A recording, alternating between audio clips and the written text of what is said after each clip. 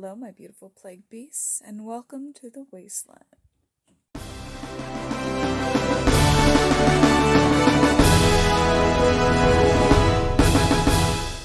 So my list isn't necessarily in order, but these are basically as close as I could get to giving them an actual number and an actual place on my top 10 favorite games of all time list.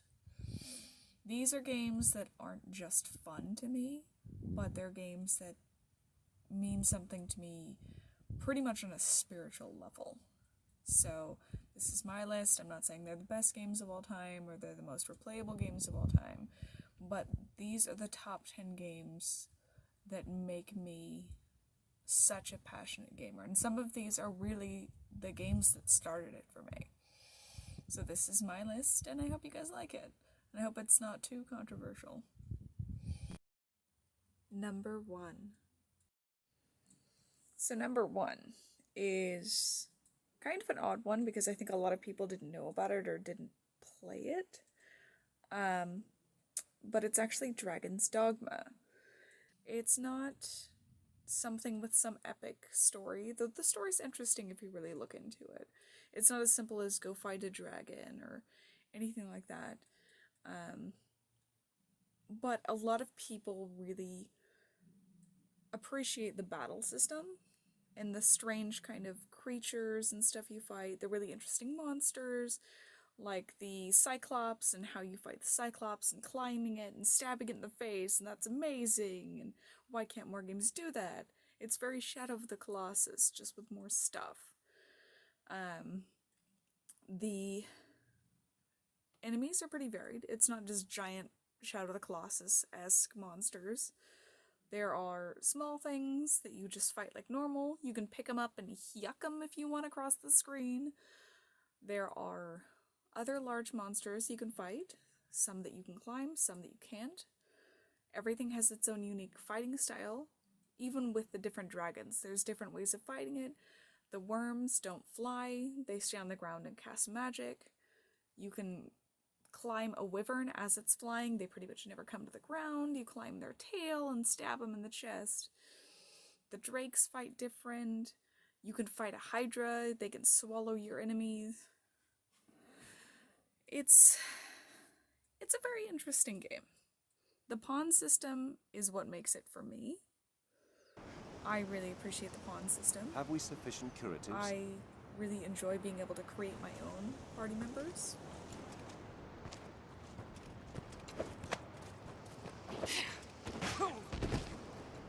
When I first started playing Dragon's Dogma, I made a Thorin Oakenshield. I loved him to death. When I wasn't playing, I actually missed my pawn like a friend. I missed him. I wanted to go home and play. Even if I wasn't doing anything, even if I wasn't doing quests, I just wanted to be with my pawn. So that is one of the biggest things for Dragon's Dogma for me.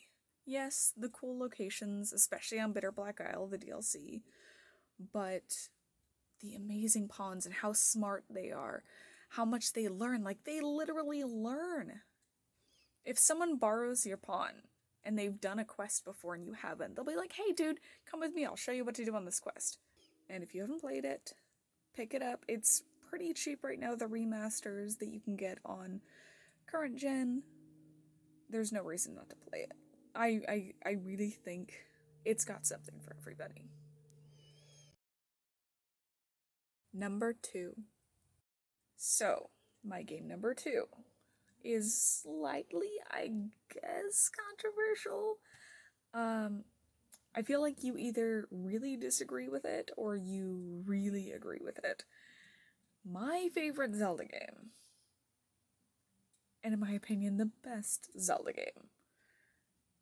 I feel the thumbs downs coming in, thumb down buttons, is Majora's Mask. Breath of the Wild's got great gameplay. That's it. Ocarina of Time's got great characters, great story, and it really brought a lot of people into Zelda. Ocarina of Time was my first Zelda, but Majora's Mask is, in my opinion, the absolute best. I really like the time system. I love the characters. I love the side quests, which I feel like Ocarina of Time didn't really have enough of. It didn't have enough side stuff going on. Like, you could do the knife, and you could do like a few other little side quests, like the races, but it wasn't the same thing as in Majora's Mask, where you really got attached to different characters and the stories they had to tell and what was going on in their lives in this 3-day time loop. And it's weird because a lot of people complained about the game being timed, but as long as you have the Song of Inverted Time, it really helps. As long as you're using the Song of Inverted Time, I never really felt too rushed. And, you know, you don't really lose everything when you go back. It's just you lose the numbers you have of stuff. You lose your Deku seeds, you lose your arrows, stuff like that. But as long as you bank your rupees, that's good, and then you don't lose anything else. Except if you're in a dungeon and lose, like, all of that. If you're almost to a boss, and then... that's poor time management. Possibly. There's always been something romantic about Clocktown for me.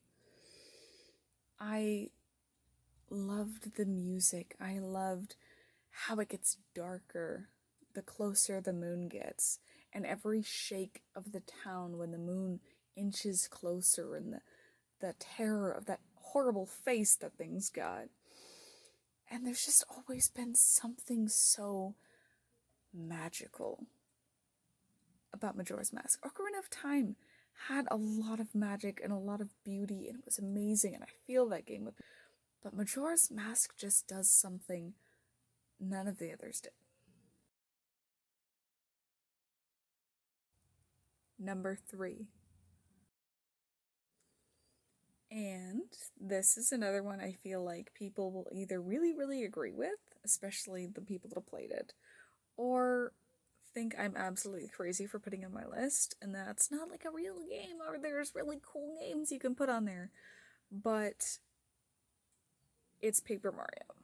This is one of those games that makes me a passionate gamer, not just playing games for fun, but it's one of those games I feel in my soul. When I'm really depressed or I'm just kind of down and I don't feel like doing anything, one of my favorite things to do is to go in and replay Paper Mario. It takes like 16 hours to complete the original Paper Mario in N64. There is just something so pure and beautiful and lovely about the game. It's like a hug for your heart. And the original isn't as fun to play as Thousand Year Door. And it's definitely not as long. But there's just some cheerful, innocent beauty to the game that just... you have to really play it to feel it, to see it. Seeing screenshots or quick gameplay snippets isn't going to give you that emotional connection, the bond to the game that you get. That's one of my favorite things about my top 10 list, my top 20 list. Isn't just fun games. It's games that do something to you. And it's a simple game. It's Mario. Peach got stolen, Bowser's an asshole. But there's just something special about this game. There's plenty of side quests and stuff to do, and almost all of the locations are amazing. Except for flower fields. Screw the flower fields. They are absolutely terrible. The only cool thing about the flower fields is Huff and Puff is amazing. And his song is amazing. Other than that, I hate the flower fields. The rest of the game, especially the Crystal Palace, is awesome. And it is extremely a shame that it is way too short.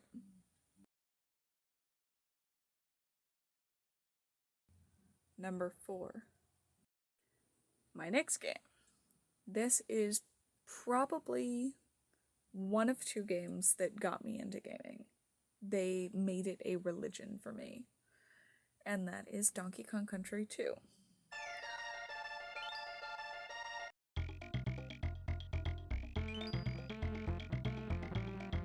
The original 3, especially 2 and 3, are amazing. Like, amazing. 2, though, was one of the 2 games I really, really started with. There's something about the music. They don't make game music like they used to on the Super Nintendo, the N64. The music from Donkey Kong Country 2, the locations, the thorns in the backgrounds, the haunted halls, the caverns with the crystals. There is so much magic to the original Donkey Kong Countries that they haven't really recaptured. Maybe it's an art style change with the new Donkey Kong Countries, but especially Donkey Kong Country 2. I get emotional when I think about the game. When I listen to the music, I have a lot of that music on my phone, and I just listen to it. I have it on my computer. I'll listen to it. I'll play it on my Google Alexa and just listen. That game is absolutely magical. It's really short, especially for me, because I played it so much that I can just cut through the game super fast. But if you haven't played Donkey Kong Country 2, go back and replay it. Number 5. This one's gonna get me into trouble. My next game on my list is Cyberpunk 2077. A lot of people don't like this game because of how it launched. I was fortunate enough that I was so excited about the game that I bought a Xbox Series X just for Cyberpunk. And if I wouldn't have, I think I would have had all the problems everyone else had. But because of my Series X, I did not have many issues. I had the basic bugs like floating people and stuff like that. But the game looked amazing. Not too many crashes. Not too much lag. So my experience wasn't really messed up because of the bugs. My complaints about Cyberpunk are the broken promises and the things that were supposed to be in the game that weren't, or the overselling, the overhyping of things. There were a lot of things I was really excited about that never made it into the game. And I feel like we got about a quarter of the game we were supposed to get. However, I still think it's an absolutely amazing game. I love the side quests. I've barely done any side quests that I didn't absolutely fall in love with. Flaming Crotch Guy, amazing. And Alana being in the game. I love Alana Pierce. And if you don't let her keep the car, you're a terrible person. Because she's amazing. I loved the world. But I know a lot of the back lore on Cyberpunk, so that's another thing that kind of helps it out for me. While there was things I wanted to see in the game that weren't in the game, what did make it in the game I was really happy about. I loved seeing Carrie. I didn't know he was going to be in the game so much. That was amazing. The short yet interesting Lizzie Wizzy quest was a nice surprise, especially the ending. But the biggest thing for me was, shockingly, bonding with Johnny. And I will be honest, I think if Johnny hadn't been in the game, or hadn't been in so much, or hadn't been done by Keanu, so he wouldn't have been as likable as he was, it would have probably actually taken quite a bit out of the game for me. Or she'll make sure we die for good. Because I found a lot of the things I liked the most about the game was spending time with him. I did think you were going to be able to spend time with companions as you wanted to, but it turns out they're just kind of situational companions, and you can't really call people up and hang out with them and stuff like I was hoping you would be able to do. But Johnny being in the game really set the game for me. So there's a lot going on to the game. I really love the game. It's only a fraction of what it could have been, but I am looking forward to the sequel. And I hope Johnny and Carrie make it in because they are best boys. Number 6. Controversy number 3 or whatever we're on in this one. My favorite Elder Scrolls game is Oblivion. I do not like the potato head graphics. Nobody likes the potato head graphics. However, I think it is a much better game than Skyrim. I love Skyrim. I got my tattoo for Skyrim. Well, for both. It's my Oblivion character's name in Daedric, but I got it on the anniversary before Skyrim came out. So, I love Skyrim, but I think Oblivion is just infinitely better. I like the conclusions to the story and to the side quests so much more, and I feel like Skyrim was more of a you always end up in a cave or a Draugr crypt or Falmer cave or Dwemer ruins. Oblivion varied it up a lot more than that. There was a lot of strange quests and a lot of different locations it took you to rather than just go back to a cave underground. So, I really appreciated that about Oblivion. I really liked the varied rewards, and especially a lot of the legendary gear having kind of a negative and positive. Like, you might get something that raises this, but in return it lowers this, so it wasn't just creating an OP character with such and such stats. You had to decide what you wanted. And then the class system and how leveling worked was really fun. It was really fluid to me. Wasn't as big in Skyrim. The constellations were cool, but it didn't have that whatever you want to call it from Oblivion. Number 7. And we just talked about the original a few minutes ago. My next game is Paper Mario Thousand Year Door for Gamecube. I really, really wish this game got the sequel it deserved. Probably never will. Like Silent Hill. There's never going to be another good one. But I really loved Thousand Year Door. It didn't have quite as much emotional connection to me as the original did, which is why it's a little lower in my list, or higher. But to me, Thousand Year Door was more fun to play, and a lot of the stuff you're doing was more fun, and then the side content was more fun. I liked the shady help center. I loved the companions more. I love Miss Mouse. She is my favorite companion. I loved Rogueport, definitely more than Toad Town. Toad Town was great, and I loved the music. I love everything going on with Toad Town, but Rogueport's amazing. I loved the bosses more.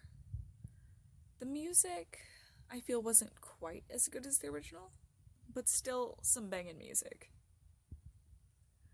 It was definitely more emotional than the first one. I cried when TEC had his little moment. He is my favorite character. I love this game. It doesn't have quite the emotional heartstring marionette powers that the original had. But Thousand Year Door is absolutely amazing. If you haven't played it, what are you doing with your life? Go back and play it. Number 8. And now for the least shocking game on my top 10 favorite games of all time list, Ocarina of Time. I feel like this is on a lot of people's top 10s. There isn't a whole lot I can say that's different.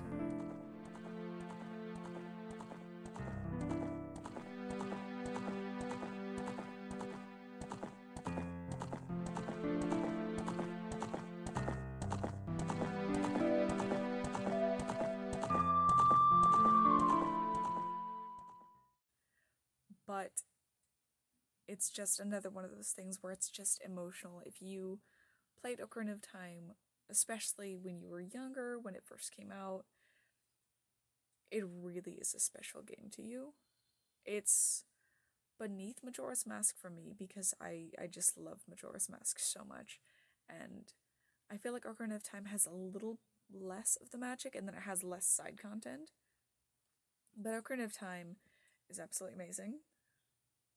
And I'm gonna push some dislike buttons right now, but Fire Temple is so much worse than Water Temple. I will take 2 Water Temples in a row before I'll take the Fire Temple. Putting that out there. It's got amazing music. It's got creepy monsters. Please bring back the Dead Hands. They are terrifying. I would give anything for a remake of this game on Switch. If you make it, I will buy it. Every time you remake it. Number 9. Sorry, this is a slightly better camera position than my other one. I didn't realize how close it was to my face. I am tinkering with my different cameras right now. I have a set of tripods and I have a regular Sony camera that I bought that is absolutely garbage. It actually has lower quality than my phone does. So right now I am using my phone to record. But back to the list. My next game on the list, and I believe number 9, is Yoshi's Island. It is the other game, other than Donkey Kong Country 2, that got me into gaming. Even when I would get in trouble when I was little and I would have my controllers taken away, I would turn on my Super Nintendo and just listen to the music. It is something where just listening to the title music makes me want to cry. I love this game. It's not anything super epic. I'm sorry, my cat is like headbutting my hand right now. It's not... There you go. Cat.